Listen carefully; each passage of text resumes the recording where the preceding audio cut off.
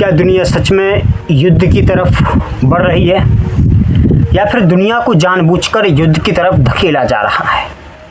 सोचिए, हर महीने नया कॉन्फ्लिक्ट और हर हफ्ते नई मिसाइल डील, हर दिन वर्ल्ड वार की breaking news, Russia Ukraine, Israel Iran, China Taiwan, NATO expansions और देशों के बढ़ते मिलिट्री बजट्स।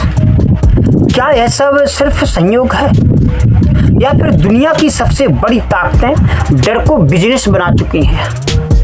क्योंकि हकीकत में जो इतिहास यही कहता है कि जब दुनिया डरती है तब सबसे ज़्यादा फायदा हथियार बेचने वालों, सुपर पावर्स और नैरेटिव कंट्रोल करने वालों को होता है। और आज शायद पूरी दुनिया फियर इकोनॉमी के अंदर जी रही है।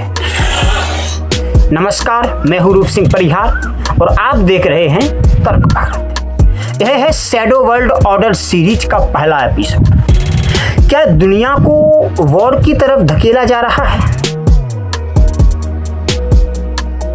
अगर एक सवाल आता है हमारे मन में कि दुनिया अचानक कितनी अस्थिर क्यों हो गई? अगर पिछले कुछ सालों को देखें तो ऐसा लगता है जैसे पूरी दुनिया इनस्टेबिलिटी के मूड में चली गई हो। Ukraine war, Middle East crisis, South China Sea tensions, Taiwan threat, North Korea missiles, Europe में मिलिट्री बिल्डअप, हर जगह टेंशन।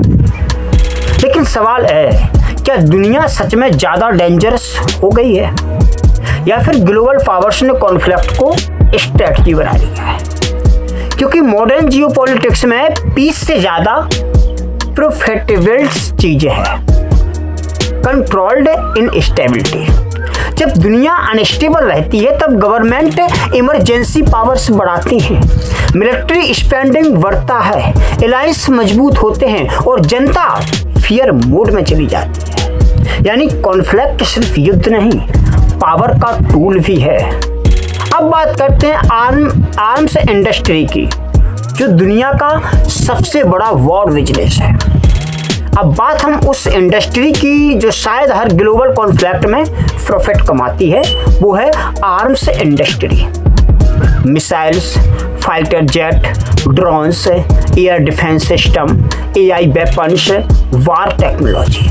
जब दुनिया में टेंशन बढ़ता है तो सबसे पहले क्या बढ़ता है? Weapons deals.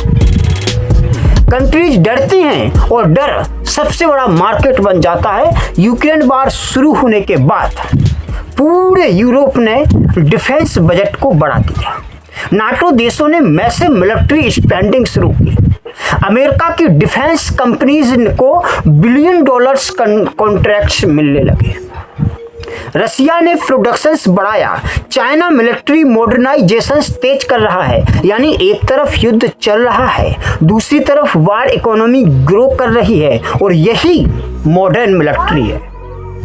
वार अब सिर्फ बैटलफील्ड नहीं, मल्टी ट्रिलियन डॉलर बिजनेस बन चुका है। अब तीसरा मुद्दा है नाटो एक्सपेंशन, सुरक्षा या तनाव। नाटो मतलब North Atlantic Treaty Organization. Cold war के समय इसका उद्देश्य था सोवियत यूनियन को रोकना, लेकिन सोवियत यूनियन खत्म होने के बाद भी नाटो रुक नहीं गया, बल्कि धीरे धीरे ईस्ट की तरफ ये बढ़ता गया।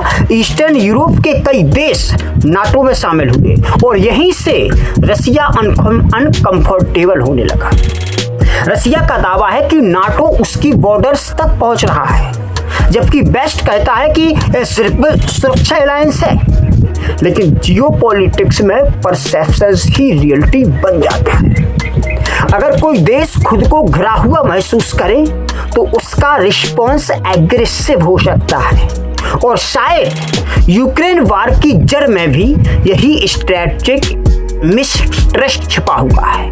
यानी अलायंस सिर्फ सुरक्षा नहीं देते, कभी कभी टेंशंस भी पैदा करते हैं। अब अगली बात आती है इकोनॉमी की, फियर इकोनॉमी। डर कैसे बिजनेस बनता है? तो यह मॉडर्न वर्ल्ड का सबसे डेंजरस कॉन्सेप्ट है। फियर इकोनॉमी मतलब डर से प्रॉफिट कमाना।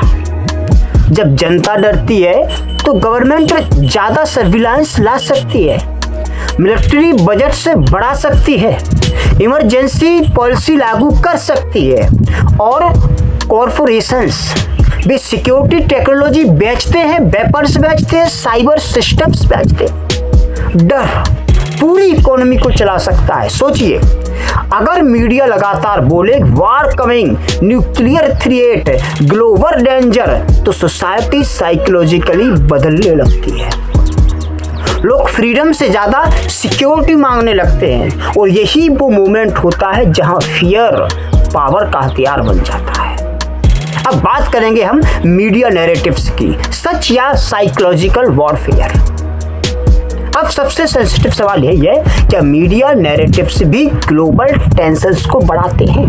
ध्यान दीजिए, हर कॉन्फ्लिक्ट में दो नैरेटिव्स बनते हैं, एक हीरो नैरेटिव और एक एनिमी नैरेटिव। हर साइड खुद को सही साबित करती है और मॉडर्न मीडिया सिर्फ इंफॉर्मेशन नहीं, परसेप्शंस भी बनाता है।